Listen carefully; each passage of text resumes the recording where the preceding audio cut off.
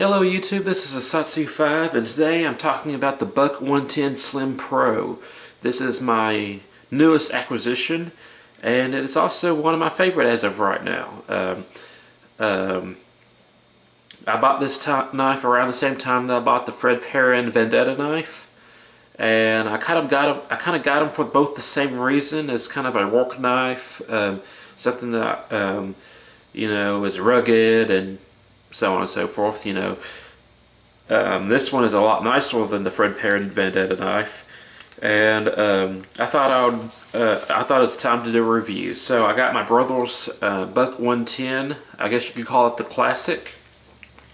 Go ahead and open these knives up. If you don't know, if you're new to the knife community, the Buck 110 is a very popular hunting knife. Usually sold in brick and mortar stores around hunting season, and especially like during Christmas. When I worked at Academy Sports and Outdoors, the Buck 110 was a very popular knife to give as a gift. You have a hunter in your family, get them a Buck 110. It's a classic.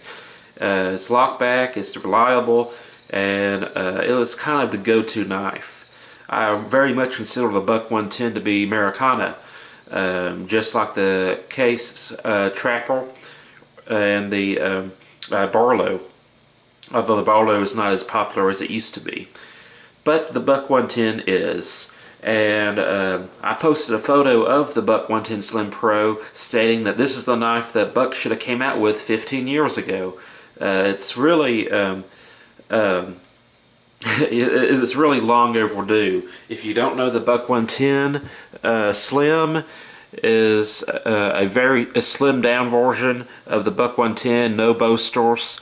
They have a GFRN or FRN version, and this is the micarta version, the Pro version. No liners, has a pocket clip.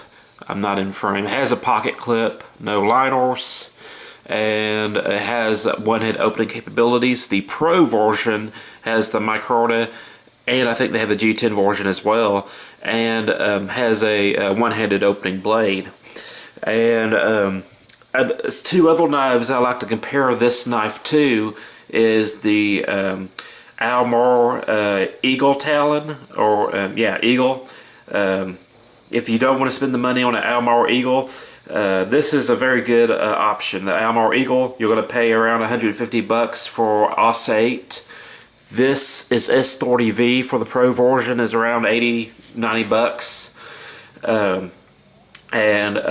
So you get a lot more blade, you get a better steel for less money.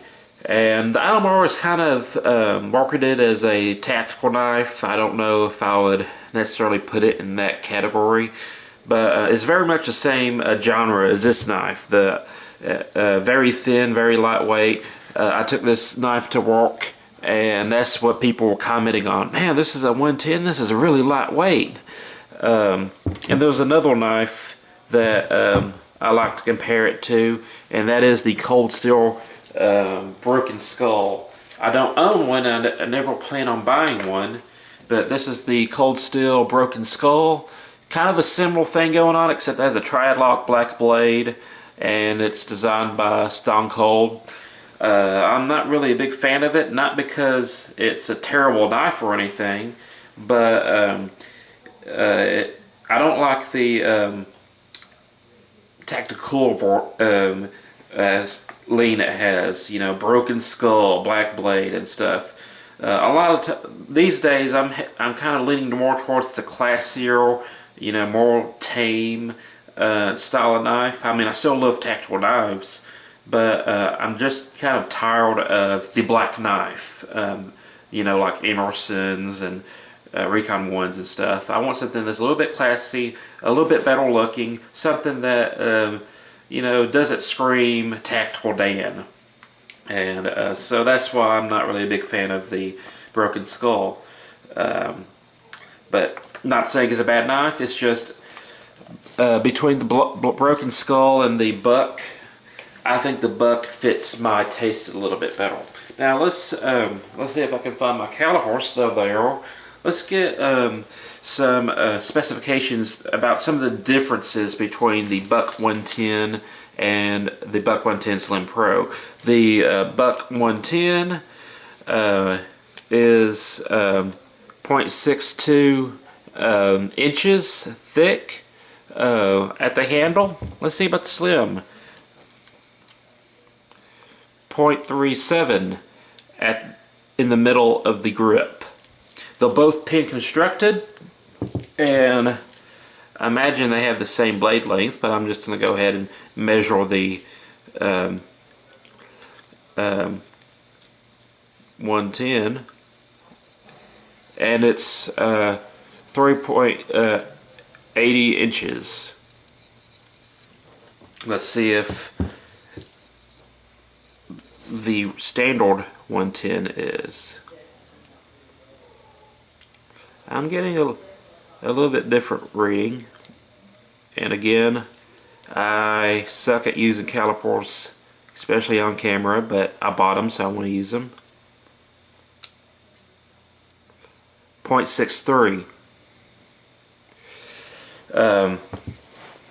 That could just be me not being able to line up the calipers to the point to the end of the tang.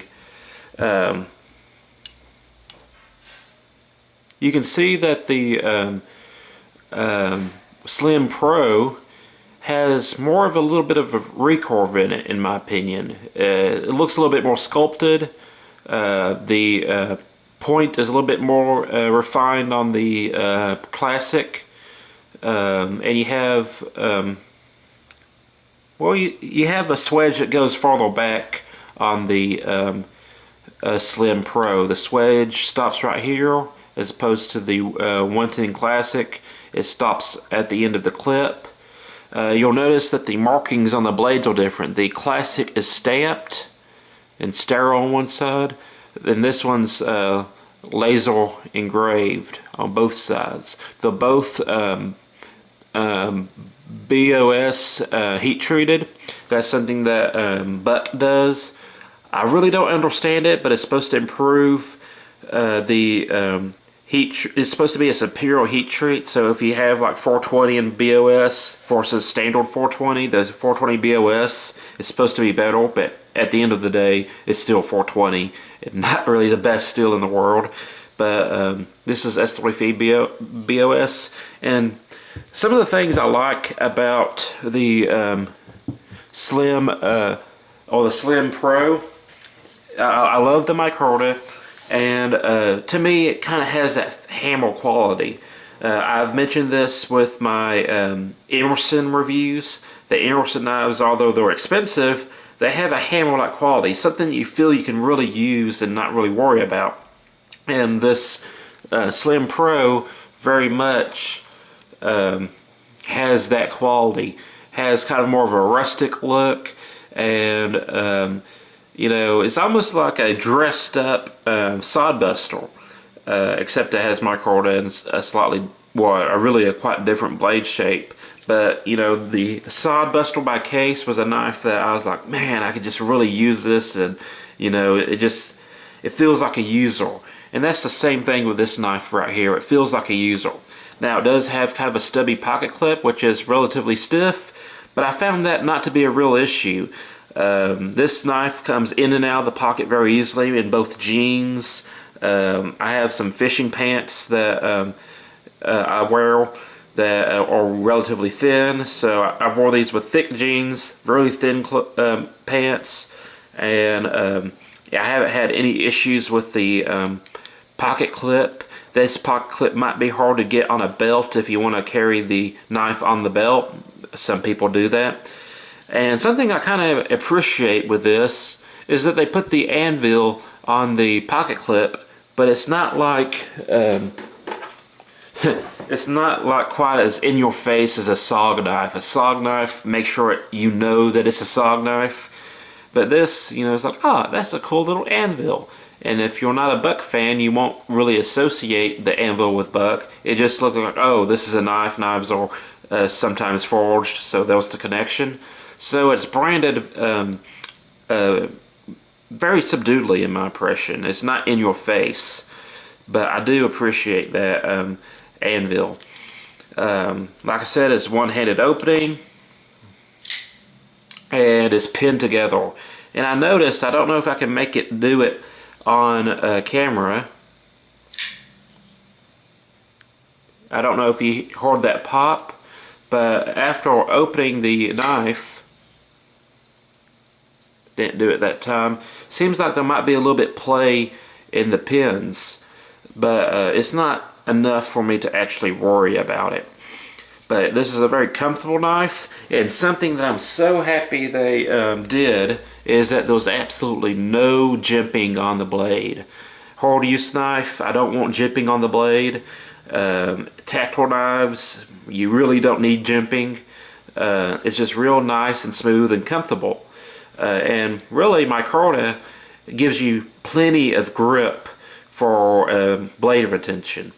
But right here, it just feels good. It feels like you can really bear down on something without tearing your thumb up. And I am very, very much pleased with this knife. And that's pretty much the end of the review. I don't know if I went over cost. Let me pull that up on the phone. $89.99 for the Slim Pro S30V. You know, like I said, the Almar in Aussate cost a good bit more than that, about $150, I think. And this is my third experience with S30V, and I must say I'm very pleased. So that's it. I'm a Soxy 5, and I'm out.